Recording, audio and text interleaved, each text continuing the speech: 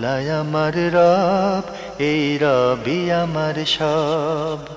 দামে দামে তন মনে তারি অনুভব। তোমার দুনিয়াতে আমি যেদিকে তাকাই, অথই নিয়ামতে ডুবে আছি সবাই। পাক পাখালির গানে শুনি তসবি কলো রব, তসবি কলো রব। আল্লাহ আমার রব, এই রবি আমার সব। আসসালামু আলাইকুম প্রিয় দর্শক, আপনারা কেমন আছেন? সবাই ভালো থাকুন, সেটাই আমাদের একান্ত কামনা। শুরু হলো আপনাদের প্রশ্ন নিয়ে আপনাদের এই প্রিয় অনুষ্ঠান আপনার জিজ্ঞাসা। আপনাদের সাথে আছে আমি জয়নুল আবেদিন আজাদ। আজকেও আপনাদের প্রশ্নের জিজ্ঞাসার জবাব দিচ্ছেন বিশিষ্ট আলেম ডক্টর মোহাম্মদ সাইফুল্লাহ। আসসালামু আলাইকুম ওয়া রাহমাতুল্লাহি ওয়া বারাকাতুহু।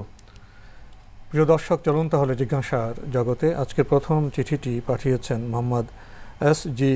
রহিম, টুটপাড়া, খুলনা থেকে। লিখেছেন, আমি একজন বৃদ্ধ লোক, ৮০ বছর চলছে, যে কোনো সময় আল্লাহ উঠিয়ে নেবেন। তাই দুনিয়া ছেড়ে যাবার পূর্বে নামাজ সঠিকভাবে পড়ে যেতে চাই। তাই একান্ত অনুরোধ, নিম্নলিখিত বিষয়গুলো টিভির মাধ্যমে জানিয়ে দেবেন।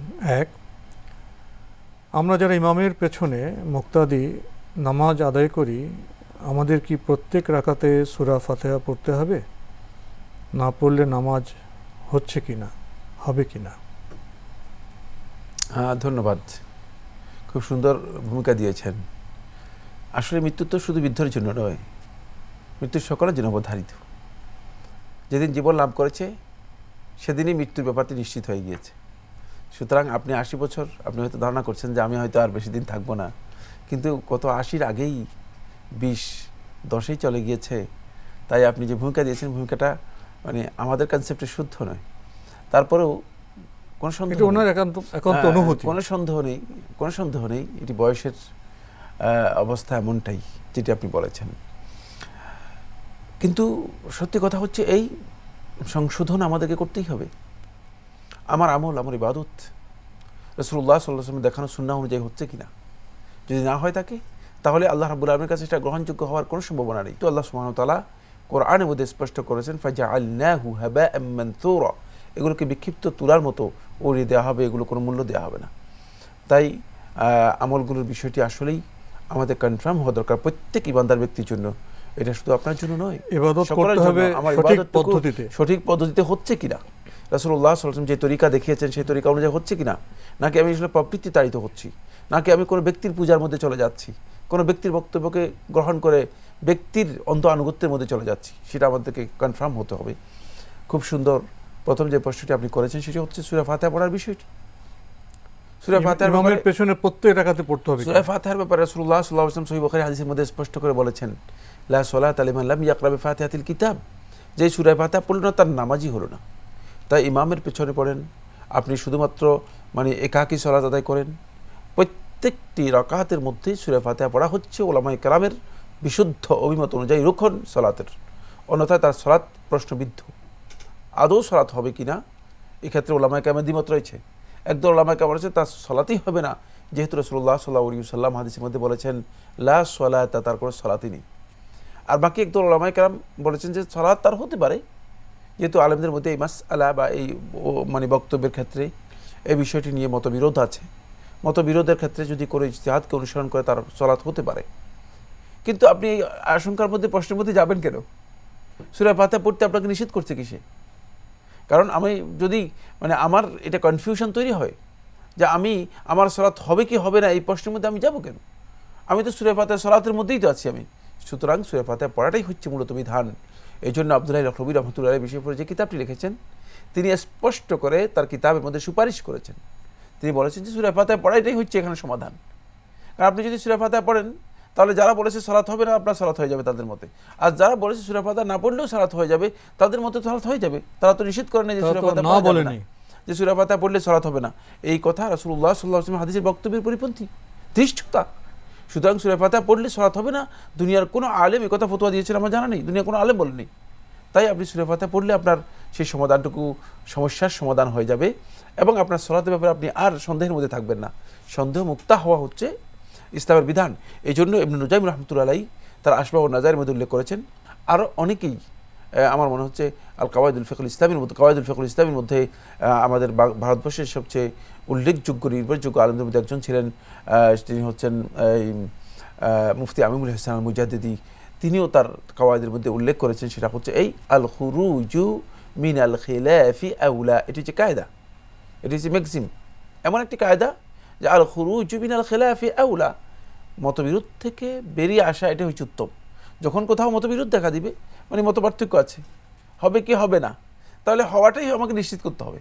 মতবিরোধ থেকে বেরিয়ে আসা হচ্ছে মূলত শরিয়ার বিধান। সেক্ষেত্রে উত্তম হচ্ছে সূরা ফাতিহা পড়া, যেহেতু আপনি তাহলে এর মাধ্যমে শুধুমাত্র মতবিরোধ থেকে বেরিয়ে আসতে পারলেন। ভাই মোহাম্মদ এস.জি. রহিম, আপনি আরও লিখেছেন, শুক্রবারে নবী সাল্লাল্লাহু আলাইহি ওয়াসাল্লাম জুমার নামাজ পড়েছেন কিভাবে? আমরা শুনেছি নবীজি মসজিদে ডান পা রেখেই দোয়া পড়েছেন, মসজিদে ঢুকেই সালাম দিয়ে 2 রাকাত তাহিয়াতুল মসজিদ নামাজ পড়েছেন এবং ওইখানে বসে দোয়া দরুদ করেছেন এবং খুতবার সময় ওই জায়গা থেকে উঠে মিম্বরে গিয়ে খুতবা পড়েছেন বা দিয়েছেন। জুমার নামাজ 2 রাকাত পড়ার পূর্বে কোনো সুন্নত নামাজ পড়েননি, কিন্তু মসজিদে জুমার 2 রাকাত ফরজের পূর্বে 4 রাকাত সুন্নত নামাজ পড়তে বলেন, এটা কি ঠিক? আমরা জানি জুমার 2 রাকাত ফরজের পরই 2+2 4 রাকাত সুন্নত পড়ার নিয়ম রয়েছে। আসলে কত রাকাত সুন্নত নামাজ জুমার দিন আমাদের পড়বার নির্দেশনা রয়েছে, দয়া করে জানাবেন। জুমার দিন যখন কোনো মুসলিম আল্লাহর বান্দা তিনি মসজিদে প্রবেশ করবেন, তখন তার জন্য সুন্নাহ হচ্ছে তিনি মসজিদে প্রবেশ করে 2 রাকাত তাহিয়াতুল মসজিদ পড়ে বসবেন। অন্যথায় মসজিদে পড়াটা মসজিদের আদব লঙ্ঘন এবং রাসূলুল্লাহ সাল্লাল্লাহু আলাইহি ওয়াসাল্লাম নির্দেশনা লঙ্ঘন। 3 নম্বর হচ্ছে যেটা, সেটা হলো মানে রাসূলুল্লাহ সাল্লাল্লাহু আলাইহি ওয়াসাল্লাম মসজিদের আহাল হওয়ার জন্য যে শর্ত করেছেন সেই শর্ত পূরণ করেননি আপনি, তাই মসজিদের আহালও হতে পারেননি। আহাল শব্দের বাংলা কি? মানে মসজিদে যারা মানে অবস্থান করছে তাদের মসজিদে অবস্থান করার, অন্তর্ভুক্ত হওয়ার, মানে মসজিদে যারা অবস্থান করছে তাদের অন্তর্ভুক্ত হওয়ার জন্য তিনি হতে পারেন নাই আসলে।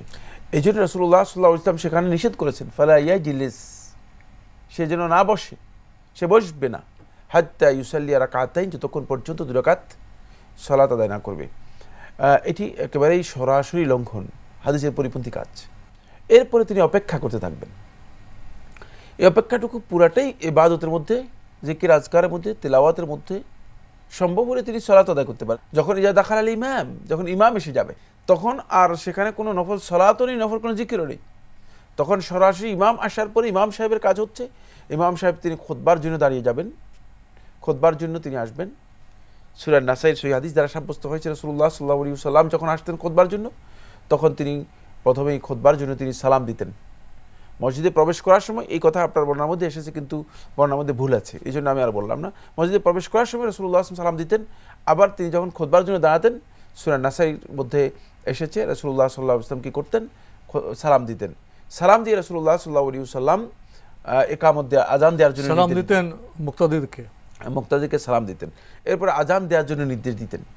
তারপর আযান হতো, আযানের পরে রাসূলুল্লাহ সাল্লাল্লাহু আলাইহি ওয়াসাল্লাম খুতবা, আযানের পরে রাসূলুল্লাহ খুতবা শুরু করতেন, খুতবা দিতেন।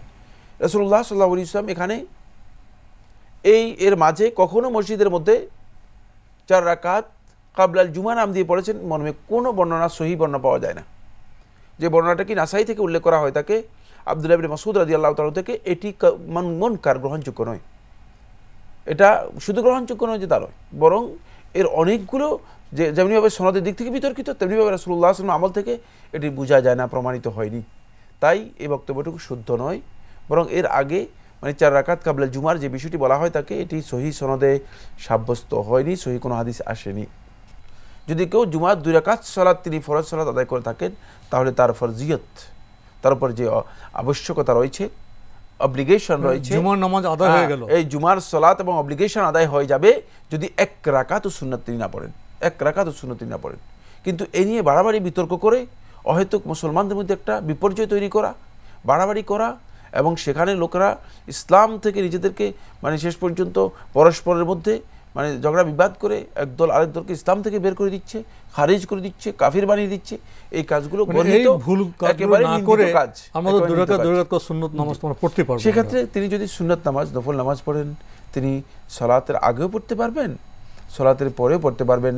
তবে রাসূলুল্লাহ সাল্লাল্লাহু আলাইহি ওয়াসাল্লাম পড়েছেন, পড়তেই হবে, ফরজ কোনো আলেম বলেছেন আমার জানা নেই, অথবা ওয়াজিব কোনো আলেম বলেছেন, এমনকি ইমাম আবু হানিফা রাহমাতুল্লাহ আলাইহি বলেছেন, এটা জানা নেই। যারা আজকে ওয়াজিব করে নিয়েছেন বা ওয়াজিব করার জন্য লোকটাকে বাধ্য করতেছেন যে 4 রাকাত কাবলা জুমা পড়ে নেন, ওয়াজিব করে নিচ্ছেন, এটি একেবারেই ডাহা মিথ্যাচার ছাড়া আর কিছুই নয়। যেহেতু রাসূলুল্লাহ সাল্লাল্লাহু আলাইহি ওয়াসাল্লাম কোনো সাহাবীও করেননি, তাবিঈও করেননি, কোনো ইমামও করেননি। এবার আমাদের হাতে একটি ইমেল, এটি পাঠিয়েছেন নীলুফা বেগম আরকানসাস ইউএসএ থেকে। আপনি লিখেছেন, মহিলাদের পায়ের পাতা ঢেকে নামাজ আদায় করতে হবে কি? পায়ের উপরের অংশটুকু ঢাকার বিষয়ে রাসূলুল্লাহ সাল্লাল্লাহু আলাইহি ওয়াসাল্লামের নির্দেশনা সাব্যস্ত হয়েছে, সহিহ হাদিসের মধ্যে এসেছে। উপরিভাগ যেটা আছে, উপরিভাগটা ঢেকে যায়, এটা হাদিস দ্বারা সাব্যস্ত হয়েছে। একদল উলামায়ে কেরাম বলেছেন যে এটি মানে মহিলাদের সালাতের জন্য অপরিহার্য, আবার কেউ কেউ বলেছেন যে এটি সুন্নাহ। আলেমদের মধ্যে দ্বিমত রয়েছে, তবে হাদিস থেকে বোঝা যায় যে রাসূলুল্লাহ সাল্লাল্লাহু আলাইহি ওয়াসাল্লাম গুরুত্ব দিয়েছেন। বাকি পায়ের পাতা মানে নিচের অংশ না, নিচের অংশ আপনি ফুট যেটাকে বলা হয় তাকে, নিচের অংশটুকু আপনি ঢাকার কোনো বিষয়ে হাদিস দ্বারা সাব্যস্ত হয়নি, আর ডাকতেও পারবেন না। তাহলে নিচের অংশ আপনার ডাকতে হলে মোজা পড়তে হবে, তাহলে মোজা পরাটা মানে সালাতের মধ্যে বাধ্যতামূলক হয়ে যাবে, এটা কেউ বলেননি। আরেকটি প্রশ্ন করেছেন, সূরা হজের ৭৮ নম্বর আয়াতের ব্যাখ্যা জানতে চাই। সূরা হজের যে ৭৮ নম্বর আয়াতের কথা বলেছেন, এটি আল্লাহ সুবহানাহু ওয়া তাআলা ইরশাদ করেছেন, ওয়াজাহিদু ফিল্লাহি হাক্কা জিহাদিহি ওয়াজতাবাকুম ওয়ামা জাআলা আলাইকুম ফিদ-দীনি মিন হারাজ মিল্লাতা আবিকুম ইব্রাহিম ওয়া সাম্মাকুমুল মুসলিমিন মিন ক্বাবলু ওয়া ফি হাযা লিয়াকুনা রাসূলু শাহীদান আলাইকুম ওয়া তাকুনু শুহাদা আলান নাসি ফাআকিমুস সালাতা ওয়া আতুজ যাকাতা ওয়া আতাসিমু বিল্লাহি ওয়া হুয়া মাওলাকুম ফানি'মাল মাওলা ওয়া নি'মান নাসির। মানে এই আয়াতের কথা বলেছেন, এটি মূলত শেষ আয়াত সূরা হজের মধ্যে। যে আয়াতের মধ্যে আল্লাহ সুবহানাহু ওয়া তাআলা কোরআনে কারীমের ঈমানদার ব্যক্তিদেরকে যে সমস্ত নির্দেশগুলো দিয়েছেন কোরআনের মধ্যে, তার মধ্যে এই আয়াতের মধ্যেও আল্লাহ রাব্বুল আলামিন অত্যন্ত গুরুত্বপূর্ণ একটি নির্দেশ ঈমানদারদেরকে দিচ্ছেন। ওয়াজাহিদু ফিল্লাহি হাক্কা জিহাদি, তোমরা আল্লাহ রাব্বুল আলামিনের জন্য, আল্লাহ রাব্বুল আলামিনের ক্ষেত্রে তোমরা হাক্কা জিহাদিহি, তোমাদের প্রচেষ্টার যেই মানে দাবি রয়েছে, সে দাবি পূরণ করে প্রচেষ্টা চালিয়ে যাও। জাহিদু, জিহাদ বলতে বোঝায় সর্বোচ্চ প্রচেষ্টা কোনো ব্যক্তি চালিয়ে যাওয়া, কোন ব্যক্তি সর্বোচ্চ প্রচেষ্টা চালিয়ে দেওয়া। আবার আল্লাহ সুবহানাহু ওয়া তাআলা এখানে আয়াতের মধ্যে বলে দিচ্ছেন হাক্কা জিহাদিহি, মানে যতটুকু প্রচেষ্টা আছে এর দাবি যতটুকু আছে ততটুকু করতে হবে আল্লাহ রাব্বুল আলামিনের রাস্তায়। জিহাদ অনেকগুলো জিনিসকে অন্তর্ভুক্ত করে, মানে জিহাদ অনেক স্তর আছে, অনেকগুলো স্তর রয়েছে এবং অনেকগুলো জিনিসকে অন্তর্ভুক্ত করে। এর মানে প্রাথমিক স্তর হচ্ছে আল্লাহর বান্দা দাওয়াত ইলাল্লাহের জন্য চেষ্টা করবে, আর এর সর্বশেষ স্তর হচ্ছে, চূড়ান্ত স্তর হচ্ছে যে আল্লাহর বান্দা আল্লাহর রাস্তায় সরাসরি নিজের সম্পদ এবং জীবন নিয়ে যুদ্ধে লিপ্ত হবে, নিজের প্রবৃত্তির বিরুদ্ধে চেষ্টা করা, এটা তো জিহাদ। তো এই জন্য বলছিলাম যে জিহাদের যেই মানে স্তরগুলো রয়েছে সবগুলো স্তর এই আয়াতের মধ্যে বোঝানো হয়েছে। তার মধ্যে এটাও অন্তর্ভুক্ত যে বান্দা শয়তানের বিরুদ্ধে জিহাদ করবে, বান্দা নিজের প্রবৃত্তির বিরুদ্ধে জিহাদ করবে, বান্দা শয়তানের দোসরদের বিরুদ্ধে জিহাদ করবে, বান্দা মানে আল্লাহর দুশমন কাফেরদের বিরুদ্ধে যুদ্ধ করবে, আল্লাহর দুশমন মুনাফিকদের বিরুদ্ধে যুদ্ধ করবে। অনেকগুলো পর্যায়ে এর মধ্যে রয়েছে। তো এই এখানে আল্লাহ সুবহানাহু ওয়া তাআলা যে নির্দেশ দিয়েছেন সেটা হচ্ছে কমন নির্দেশ, কিন্তু সেই ক্ষেত্রে জিহাদের যে দাবি রয়েছে দাবিটুকু পূরণ করে করতে হবে, যেহেতু আল্লাহ রাব্বুল আলামিন নির্দেশ দিয়েছেন ওয়াজাহিদু ফিল্লাহি হাক্কা জিহাদিহি, এবং জিহাদ তো হতে হবে শুধুমাত্র আল্লাহর সন্তুষ্টির জন্য। যে দাবিগুলো রয়েছে সে দাবিটা পূরণ করে আল্লাহর জন্য বা আল্লাহর পথে তোমাদেরকে জিহাদ করতে হবে। এরপরে আল্লাহ রাব্বুল আলামিন বলেছেন হুয়াজিতাবাকুম ওয়া মা জাআলা আলাইকুম ফিদ-দীনি মিন হারাজ, আল্লাহ তাআলা তোমাদেরকেই মনোনীত করেছেন এই কাজটির জন্য। আসমান থেকে ফেরেশতাদেরকে পাঠাবেন না, অথবা একদল জিনদেরকে দায়িত্ব দেবেন না, এমন অথবা আল্লাহ সুবহানাহু ওয়া তাআলা ইচ্ছা করলে অন্য কোনো প্রাণী জগৎকে দায়িত্ব দিতে পারতেন, কাউকে দায়িত্ব দেবেন না। হুয়াজিতাবাকুম, তিনি তোমাদেরকে মনোনীত করেছেন এই কাজের জন্য। এটা আল্লাহ রাব্বুল আলামিনের চয়ন, আল্লাহ রাব্বুল আলামিনের পক্ষ থেকে মনোনয়ন। আল্লাহ সুবহানাহু ওয়া তাআলা নির্বাচিত করেছেন ইমানদার ব্যক্তিদেরকে, এটি ইমানদার ব্যক্তিদের উপর অপরিহার্য একটি গুরুত্বপূর্ণ দায়িত্ব। ধারণা করতে পারি আমরা, হয়তো এখানে প্রশ্নের উত্তর দিচ্ছেন, সেটা হলো এই, হয়তো কেউ মনে করতে পারে যে মানে আল্লাহ আমাদের উপর, আল্লাহ তাআলা এত কঠিন চাপ দিলেন, আমাদের জন্য কঠিন হয়ে গেল। এই জন্য আল্লাহ তাআলা বলছেন ওয়ামা জাআলা আলাইকুম ফিদ্দীনি মিন হারাজ। তোমরা হয়তো ধারণা করতে পারো যে দিনের মধ্যে আল্লাহ সুবহানাহু ওয়া তাআলা কোনো জিনিস, কোনো কঠিন কাজ দিনের মধ্যে আল্লাহ রাব্বুল আলামিন চাপিয়ে দেন নাই। সুতরাং তোমাদের সাধ্যের মধ্যেই এটি, তোমাদের সাধ্যের মধ্যে তোমরা এটাকে পাবে, সাধ্যের বাইরে নয়, তোমাদের প্রচেষ্টার বাইরে নয়। তাই এটা ধারণা করার সুযোগ নেই যে এটি তোমাদের মানে সাধ্যের অতিরিক্ত, অথবা এটা তোমাদের জন্য কঠিন একটি জিনিস আল্লাহ তাআলা তার পক্ষ থেকে এটা আল্লাহ সুবহানাহু ওয়া তাআলা চাপিয়ে দিয়েছেন, তোমাদের উপর জোর করে তুলে দিয়েছেন। আল্লাহ রাব্বুল আলামিন মূলত জোর করে তুলে দেননি, বরং এটি মানুষের ইচ্ছার মধ্যে রয়েছে, মানুষ ক্ষমতার মধ্যে রয়েছে। এরপর আল্লাহ সুবহানাহু ওয়া তাআলা মানে এই যে নির্দেশনাগুলো দিলেন আল্লাহ রাব্বুল আলামিন, এগুলোর আল্লাহ সুবহানাহু ওয়া তাআলা এটার ফরম্যাটটা কি সেটা তুলে ধরছেন। মিল্লাত আবিকুম ইব্রাহিম, এটা হচ্ছে তোমাদের পিতা ইব্রাহিম আলাইহিস সালাতু ওয়াস সালামের অনুসৃত পন্থা। মিল্লাত, যে মানে এটা শুধু তোমরা এটা ধারণা করো না যে মানে তোমরা নতুন করে এগুলো চালু করেছো বা নতুন করে তোমরা এই পথ পেয়েছো, নতুন করে এই নির্দেশনা আল্লাহ রাব্বুল আলামিনের পক্ষ থেকে তোমাদেরকে দেওয়া হয়েছে, বরং এটি হচ্ছে মিল্লাত আবিকুম ইব্রাহিম, তোমাদের পিতা ইব্রাহিম আলাইহিস সালাতু ওয়াস সালামের মিল্লাত, তার অনুসৃত পন্থা। তিনি এই পন্থায় আল্লাহ রাব্বুল আলামিনের নির্দেশগুলো পালন করেছেন এবং এভাবে তিনি পালন করেছেন। তার এই নির্দেশনার তোমরা অনুসৃত পথ, এই পথেই তোমরা মানে অনুসরণ করবে, এই পথেই তোমরা এগিয়ে যাবে। হুয়া সাম্মাকুমুল মুসলিমিন, আর আল্লাহই তোমাদেরকে মুসলমান নামকরণ করেছেন। তোমাদের পরিচয় এই জন্যই আল্লাহ রাব্বুল আলামিন তোমাদেরকে মুসলিম করেছেন। তোমরা যেহেতু আল্লাহ রাব্বুল আলামিনের বিধানের কাছে সত্যিকার অর্থে আনুগত্যের মাধ্যমে মেনে নিয়ে আত্মসমর্পণ করবে, মেনে নিয়ে তোমরা আল্লাহ রাব্বুল আলামিনের কাছে নিজেদেরকে প্রসঙ্গতে বর্তমান বাস্তবতা এখানে একটি বিষয় উল্লেখ করতে হয়। বর্তমানে দেখা যায় মুসলিম নামধারী কেউ কেউ একটা গ্রুপ সৃষ্টি করে যেখানে সেখানে ইচ্ছে মতো মানুষ হত্যা করছে, এবং বিশ্ব মিডিয়ায় এটাকে জিহাদ হিসেবে, মুসলমানদের জিহাদ হিসেবে চিহ্নিত করা হচ্ছে। কেউ কেউ সন্ত্রাস বলছে। সন্ত্রাসের সাথে ইসলামের যে জিহাদ, তার কোনো সম্পর্ক আছে? এক নম্বর কথা হচ্ছে, যেটাকে সন্ত্রাসের যে কার্যক্রম আছে সেগুলোকে জিহাদ হিসেবে আখ্যায়িত করতেছে যারা, এটা ভুল করতেছে, এটা জিহাদ নয়। কারণ কোনো সন্ত্রাসী কর্ম ইসলামে জিহাদ হতে পারে না।